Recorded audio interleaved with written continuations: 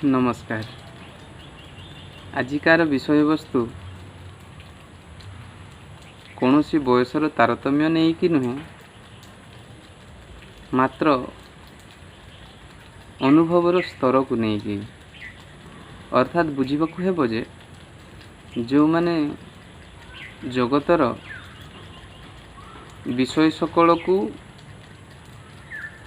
आपणे कि, अर्थात जो माने किछि मात्रा रे जगत संस्पर्श रे आसिलेनी, अर्थात संसारर वस्तु बा जागतिक पदार्थ से माने सुख देवा परिवर्ते तांकु दुख देउछि एवं सफलता परिवर्ते विफलता आनी देउछि एवं से माने नैराश्य आड़कू गति करूचंती। वास्तविक तांकरी परिप्रेक्षी रे आजिकार विषय वस्तु आलोच्य। तेबे जगतरे सुख खोजुथिबा व्यक्ति आमे समस्ते, अर्थात इंद्रिय सुख अर्थात देह सुख। तेबे देह सुख बा इंद्रिय सुख जहा ताहा आमको पूर्ण रूपे अर्थात मनुष्यर जीवनर पूर्णता आनीदेवाकू सक्षम नुहे। टिके विचार करने पड़ो।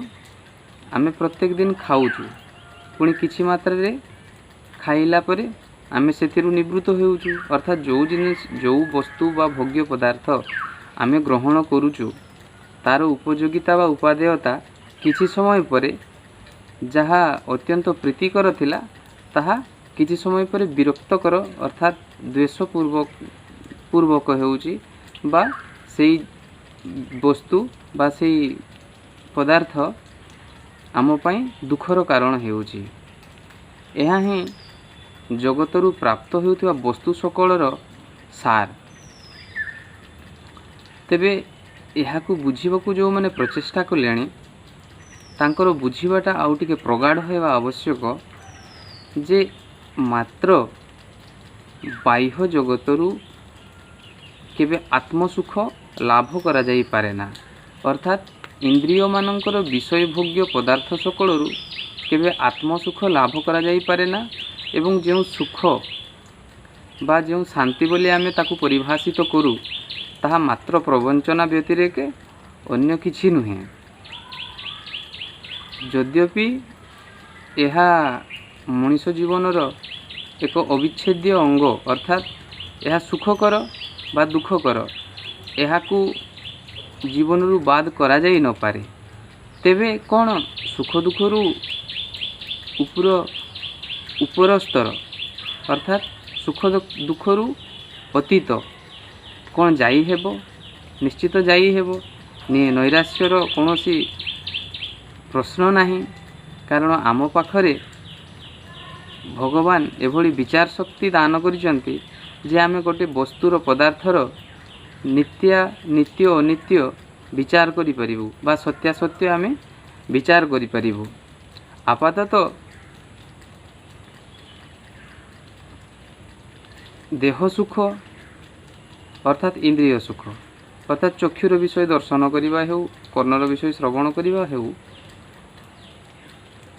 जीवर लालसा स्वाद ग्रहण करिबा हेउ बा घ्राणेन्द्रियर सुवास ग्रहण करिबा हेउ,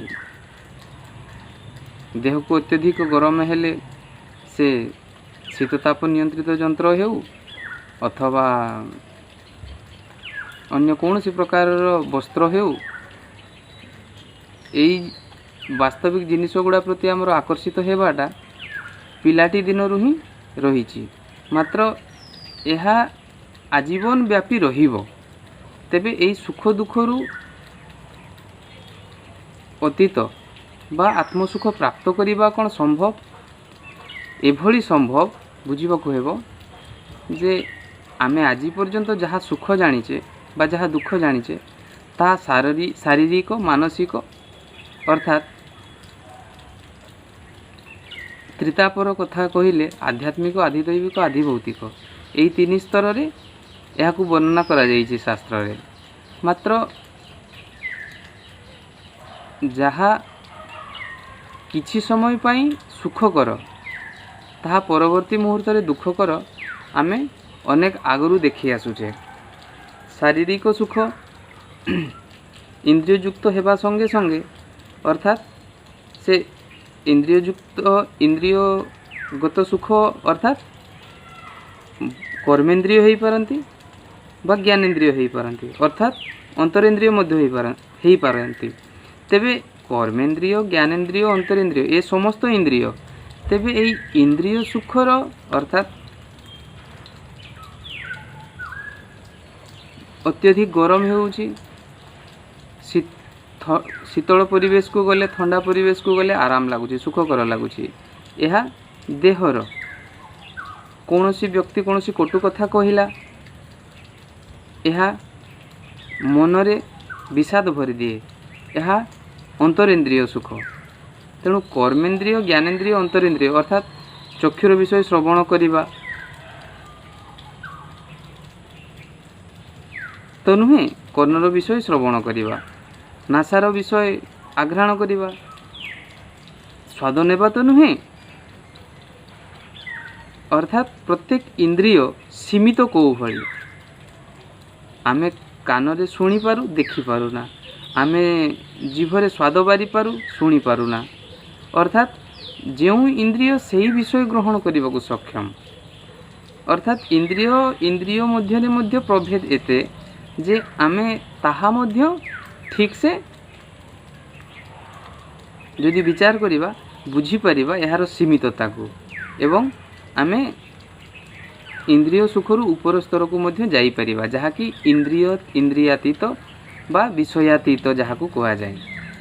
तेबे कहीं इंद्रियातीत बा विषयातीत सुख कहले आमको सहजरे विश्वास हुए ना एथिपाई ना आमे तार कौन सी स्वाद आज पर्यंत बारी ना हूँ आउ जदि भी बारीचु आमर अचेतनतारे सचेतनतारे नुहे एवं यह जे निश्चित विषय सुखरु ही ऊर्ध्व को उठाई दिए एथिरे कौनसी संदेह नहीं। तेबे बुझिबाकू पड़िबो एही इंद्रियातीत बा विषयातीत सुखटी कौन एही आत्मसुख यह कौन जे कौनसी वस्तु प्रति कौनसी व्यक्ति प्रति जगतर कौनसी पार्थिव संपत्ति प्रति अर्थात जागतिक द्रव्य प्रति जेतेबेले आमे आसक्त सेतेबेले आमे एहा प्रति अनुराग बा अर्थात आकर्षण एवं द्वेष रे भरी जीवा अर्थात जहाँ आमे ग्रहण करिबा ताहाकु ही आमे त्याज्य बोली मानिबा। तेबे यह ही आम जीवन रे आज पर्यंत घटी आसी नुहे कि जहाँ आमे ग्रहण करूँ ता किछि समय पर आमको पुणी विरक्तिकर लगे एवं सेथिरु आमे क्षांत हो। तेबे बुझिबाकू पड़िबो एभली कौन पदार्थ अच्छी कौन जिनिस अच्छी कौन वस्तु अच्छी कौन किछि सत्ता रही जहाँ आमे पाइकी केबे द्वेष भावना आम मन रे न आसीबो कौन सी विरक्तिकर न आसीबो। तेबे यार उत्तर रे प्राय समस्त को उणा अधिक अवगत हाँ एभली निश्चित एक सत्ता रही एभली निश्चित एक मनीषर अंतरर आत्मार सुख रही जहाँ प्रति से आकृष्ट हेबार आवश्यक जहाँ को से जानिबार आवश्यक जहाँ को से उपासनार उपास्य विषय हेबा आवश्यक एवं ताहा शरीर युक्त नुहे ताहा अशरीरी अर्थात ताहा शरीर द्वारा अनुभव करा जाए ना ताहा इंद्रिय भोग्य विषय नुहे अर्थात आउ टिके स्पष्ट कले आत्मसुख प्रति आमे सेतेबेले ही सजागवान हेबा जेतेबेले आमे आमर दैनंदिन जीवन रे व्यवहार्य अर्थात काम क्रोध लोभ मोह मद मात्सर्यर जो विषय वस्तु यह त्याज्य करिबा अर्थात त्याग करिबा। जेमिति कि आमर मनीष जीवन रो एकमात्र मूल्यवान संबल कौन सबुठारु मूल्यवान संबल हैला समय समय ही मनीष जीवनर जन्मरू मृत्यु पर्यंत एभली एक संबल जहाकू उपयोग करी मनीष दस्यु रत्नाकरु वाल्मीकि स्तर को जाए, जहाकू लाभ करी मनीष पशुत्वरु मनुष्यत्व आड़ को गति करे। वास्तविक मनुष्यत्व केवल गोड़ हाथ थिले सी मनीष नुहे, कारण ता पाखरे षड विकार सदाबेले ही वर्तमान थाए। तेबे एही षड विकार रहिथिबा अवस्थारे निजे केबे आत्मसुख लाभ करि हेबो नाही। मात्र समय एकभली एक अस्त्र आम पाखरे जहाँ आमे व्यवहार कले आमे जागतिक बंधनरु तो मुक्त हो पारिबा एवं आमे निजे मध्य आत्मसुख लाभ करि पारिबा। तेबे एही आत्मसुख लाभ करिबा पई समय आमे कौ भली व्यवहार करू। प्रायतः गोटे मनुष्यर जेते दिन से बंचे पूर्वर 100 वर्ष बंचुथिले कि आज ताहा 70-80% हार रे बंचुचंती बा 60-70% बंचुचंती।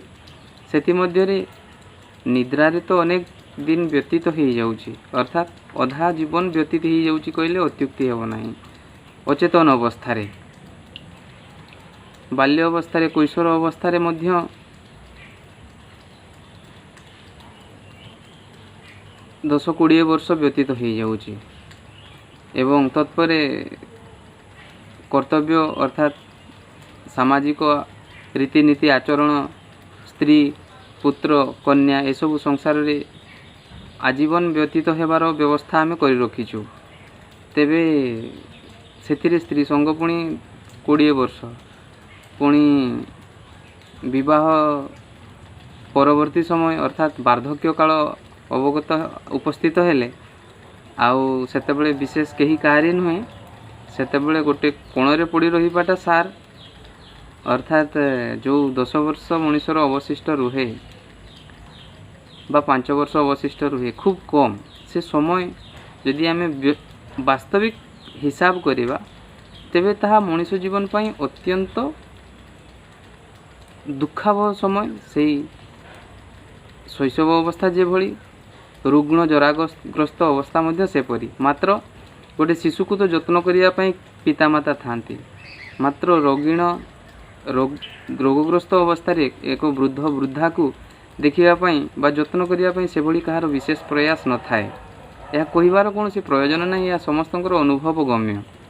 जेतेबेले समस्ते पाखरे आसी बसुथिले सेतेबेले समस्ते पाखरु दूरेई जीवा पई प्रस्तुत हुअन्ति। सेतेबेले कथा गंध हुए, सेतेबेले शरीर गंध हुए, सेतेबेले मनीष अदरकारी ही पड़े। आउ सेही अदरकारी अवस्था आम समस्तंकर अति निकट निश्चित, ताहा विशेष दूरवर्ती नुहे। तेबे एही समय अतिबाहितर स्थलटी को आमको परिवर्तन कले आम जीवन परिवर्तन होबो। अर्थात सांगसाथी मानक परिवर्तन कले, जो सांगसाथी मानक मेल रे आमे चर्चा कौन करूछु सेटा बुझीबा को पड़िबो। आमे जीविका विषय रे चर्चा करूछु, आमे अन्य सांगसाथी मानक विषय रे चर्चा करूछु बा व्यवसाय विषय रे चर्चा करूछु। ठीक सही भली कर्म क्षेत्र रे आमे कौन चर्चा करूछु, कहार प्रमोशन हैला, किए कौ विभाग रे चाकरी कला, किए केते महला घर कला, किए केते जमी किनिला, किए केते बड़ घर कला, किए केतेटा स्त्री विवाह कला, अर्थात केतेटा झियो विवाह कला। एवं ठीक सही भली झियो मानकर मध्य बा माँ मानकर मध्य सही भली चर्चार विषय थाए जे तार केते साड़ी अछि, तार केते गहना अछि, केते बंधु बांधव अछंती, केते निजको समाज रे अर्थात लोक मानक आगरे तार पड़िसा आगरे सी निजको निजर बड़ीमा प्रदर्शन करि परिबो। एई भली चर्चा रे दिन जाउछि एवं एहाकु ही गुलीखटी कहा जाए। आउ गुलीखटी विशेष किछि नुहे, एथिरे ही जीवन अतिबाहित हो जाए। आमर आलोच्य विषय यह ही जीवन सारा थाए। तेबे बुझीबा को पड़िबो ଯେ ସନ୍ତାନ ଜନ୍ମ ପ୍ରସଙ୍ଗ ହେଉ ବା ପାଠପଢ଼ା ବିଷୟକ ହେଉ, ଏସବୁ ଜୀବନରେ ରହିବ, ମାତ୍ର ଏହାର ସ୍ଥାନ କେତେ ଏବଂ ବାସ୍ତବିକ ଏହା କେତେବେଳେ ଠିକ୍ ଆମେ ଏହାର ଉପଯୋଗିତା ବୁଝିପାରିବା? ଯେତେବେଳେ ଆମେ ଅନେକ ମାତ୍ରାରେ ସତ୍ସଙ୍ଗ କରୁ, କିଭଳି କରୁ ତାହା ବୁଝିବାର ଆବଶ୍ୟକତା ଅଛି। ସତ୍ସଙ୍ଗ ଆଳରେ ଆମେ ମନ୍ତ୍ର ତନ୍ତ୍ର, ଧନ ବଢ଼େଇବା, ଚାକିରି କ୍ଷେତ୍ର ପାଇଁ, ଏସବୁ ପାଇଁ ଆମେ କେବଳ ସତ୍ସଙ୍ଗକୁ ଅର୍ଥାତ୍ କୌଣସି ସାଧୁ ସନ୍ନ୍ୟାସୀଙ୍କ ପାଖକୁ ଯାଉ ସଂସାର କାମନା ପାଇଁ, ସଂସାରରୁ ବିରତ ହେବା ପାଇଁ ନୁହେଁ, ସଂସାରର ଆସକ୍ତି ତ୍ୟାଗ ପାଇଁ ନୁହେଁ। ଅର୍ଥାତ୍ ଯେଉଁ ଅଶରୀରୀ ଅର୍ଥାତ୍ ନିଜର ବାସ୍ତବିକ ପରିଚୟ, ଆତ୍ମିକ ପରିଚୟ, ନିଜର ବାସ୍ତବିକ ସ୍ଥିତି, ଏହା ଆମେ ବୁଝିବା ପାଇଁ କୌଣସି ସାଧୁ ସନ୍ତଙ୍କ ନିକଟକୁ ଯାଉନା। ଆମେ ଯାଉ ମୋ ଘର ଦ୍ୱାର ପରିବାର ଏସବୁ କେମିତି ସୁଖରେ ରହିବ ବା କେମିତି, ଏହା କ'ଣ ଆବଶ୍ୟକ ନୁହେଁ? ଏହା ଆବଶ୍ୟକ, ମାତ୍ର ଏହା ଆପଣଙ୍କଠୁ ବେଶୀ ଆବଶ୍ୟକ ନୁହେଁ। ଅର୍ଥାତ୍ ଆପଣ ନିଜେ କିଏ ଜାଣିଲେ ଆପଣଙ୍କର ବାସ୍ତବିକ କିଏ, ସେଟାର ପରିଚୟ ଆପଣ ପାଇବେ, ଅର୍ଥାତ୍ ଆମେ ସମସ୍ତେ ପାଇବା। ତେବେ ସତ୍ସଙ୍ଗକୁ ଯିବାର ବା ଆମେ ଉପେକ୍ଷିତ କରିବାର କେତେଗୁଡ଼ା ବିଷୟ ହେଉଛି ଯେ ବାସ୍ତବିକ ପରମାତ୍ମା କ'ଣ, ଈଶ୍ୱର କ'ଣ, ଏକାନ୍ତ କ'ଣ, ବିଚାର କରିବାର ବିଷୟ କ'ଣ, ଏହିସବୁ ଜାଣିବାର, ଗ୍ରହଣ କରିବାର କୌଶଳ ଆମକୁ ଶିଖିବାର ଅଛି ସତ୍ସଙ୍ଗରୁ। ତେବେ ଆମେ ପାରିବାରିକ ଜୀବନକୁ ମଧ୍ୟ ସେହିଭଳି ଉତ୍ତମ ଢଙ୍ଗରେ ବଞ୍ଚିପାରିବା, ନଚେତ୍ ଆମେ ବଞ୍ଚିପାରିବା ନାହିଁ। ତେବେ ଯେଉଁମାନଙ୍କ କଥା କହିଲି ପ୍ରଥମ ଅବସ୍ଥାରେ, ଯେ ଯେଉଁମାନେ କିଛି ମାତ୍ରାରେ ଜଗତକୁ ପରୀକ୍ଷା କଲେଣି, ଦେଖିଲେଣି, ସୁଖ ପାଇବାର ଆଶା ରଖିକି ଠକିଲେଣି, କଷ୍ଟର ଶିକାର ହେଲେଣି, ଛଳନାର ଶିକାର ହେଲେଣି, ପ୍ରତାରଣାର ଶିକାର ହେଲେଣି ଏବଂ ସେମାନଙ୍କୁ ସଂସାର ବିରକ୍ତିକର ଲାଗୁଛି, ଅର୍ଥାତ୍ ତାଙ୍କ ମନରେ ବୈରାଗ୍ୟ ଭାବନା କିଞ୍ଚିତ ମାତ୍ରାରେ ଆସୁଛି, ତାକୁ ବଢ଼େଇବାକୁ ପଡ଼ିବ। କାହିଁକି? ବାସ୍ତବିକ ସୁଖ ଯଦି ଇନ୍ଦ୍ରିୟ ତୃପ୍ତିରେ ଥାଆନ୍ତା, ତେବେ ଆମକୁ କାହିଁ କେତେ କାଳରୁ ମିଳିଯାଇଥାନ୍ତା ବା କେତେ ଜଣ ସମସ୍ତଙ୍କୁ ମିଳିପାରିଥାନ୍ତା। ମାତ୍ର ଇନ୍ଦ୍ରିୟ ଭୋଗ୍ୟ ବିଷୟରୁ ତାହା ମିଳେ ନା। ଆଉ ଏହାର ଭ୍ରମ ରଖିବା ମଧ୍ୟ ଅନୁଚିତ ଯେ ଏତେ ଦିନ ହେଲା ମିଳିନାହିଁ, ଆଗକୁ ମିଳିବ। ଏହା ବିଷୟ ସୁଖ ମିଳିପାରେ, ଆଜି ପର୍ଯ୍ୟନ୍ତ ବିଷୟ ସୁଖ ଯାହା ମିଳିନାହିଁ ଆଗକୁ ମିଳିବ। ମାତ୍ର ଆତ୍ମୀୟ ସୁଖ, ଚିରନ୍ତନ ସୁଖ ଅର୍ଥାତ୍ ଅନନ୍ତ ସୁଖ, ଏହି ପଦାର୍ଥ ସକଳରୁ, ବିଷୟ ସକଳରୁ, ଇନ୍ଦ୍ରିୟର ଭୋଗ୍ୟ ବିଷୟରୁ ବା ଜାଗତିକ ସମ୍ପଦରୁ, ବୈଭବରୁ ମିଳିବା, ଏହା ଆଶା ରଖିବା ନିଶ୍ଚିତ ମୂର୍ଖାମି ଏବଂ ମୂଢ଼ତାର ପରିଚୟ। ତେବେ ବୈରାଗ୍ୟର ସୀମାକୁ ନା ଆସକ୍ତି ନା ବିରକ୍ତି ଅର୍ଥାତ୍ ଦ୍ୱେଷ, ବିରକ୍ତି ତ କହିହେବ ନାହିଁ, ବିରକ୍ତି ଅର୍ଥାତ୍ ବିରକ୍ତ ହେବା, ଅର୍ଥାତ୍ ଅନୁରକ୍ତ ନ ହେବା, ବିରକ୍ତ ହେବା। ବିରକ୍ତ ଶାସ୍ତ୍ରଗତ ଭାଷାରେ ଦୁଇ ଅର୍ଥରେ ବ୍ୟବହାର ହେଇଛି। ଆମେ ବ୍ୟବହାର କରୁ ବିରକ୍ତ ହେଇଯିବା, ଅର୍ଥାତ୍ ମନ ଖିନ୍ନ ହେଇଯିବା, ମନ ସେଥିରୁ ପଳାୟନ କରିବା, ଏହାକୁ ବିରକ୍ତ। ମାତ୍ର ବିରକ୍ତର ଅର୍ଥାତ୍ ଶାସ୍ତ୍ରଗତରେ ଏହା ନୁହେଁ। ବୈରାଗ୍ୟଯୁକ୍ତକୁ ହିଁ ବିରକ୍ତ ବୋଲି କୁହାଯାଏ। ବାସ୍ତବିକ ନା ସେଥିପ୍ରତି ରାଗ ଅର୍ଥାତ୍ ଆକର୍ଷଣ, ନା ସେଥିପ୍ରତି ଦ୍ୱେଷ, ନା ସେଥିପ୍ରତି ଘୃଣା, ଏହା ହିଁ ବୈରାଗ୍ୟ। ତେବେ ସେହି ବିରକ୍ତ ଭାବନାକୁ, ସେହି ବୈରାଗ୍ୟ ଭାବନାକୁ ମନରେ ଦୃଢ଼ୀଭୂତ କରି ସାଧୁସଙ୍ଗ ସତ୍ସଙ୍ଗ ଚର୍ଚ୍ଚାରେ ରହିଲେ ଆତ୍ମୀୟ ସୁଖ କ'ଣ, ବାସ୍ତବ ସୁଖ କ'ଣ ଏବଂ ନିଜର ବାସ୍ତବିକ ପରିଚୟ କ'ଣ, ଏ ସମସ୍ତ ବିଷୟରେ ଆମର ଜ୍ଞାନ ଅତି ସମ୍ୟକ୍ ଭାବରେ ହୁଏ। ତେଣୁ ତାକୁ ହିଁ ଅନୁଶୀଳନ କରିବା ଆମର ଏକମାତ୍ର କର୍ତ୍ତବ୍ୟ। ନମସ୍କାର।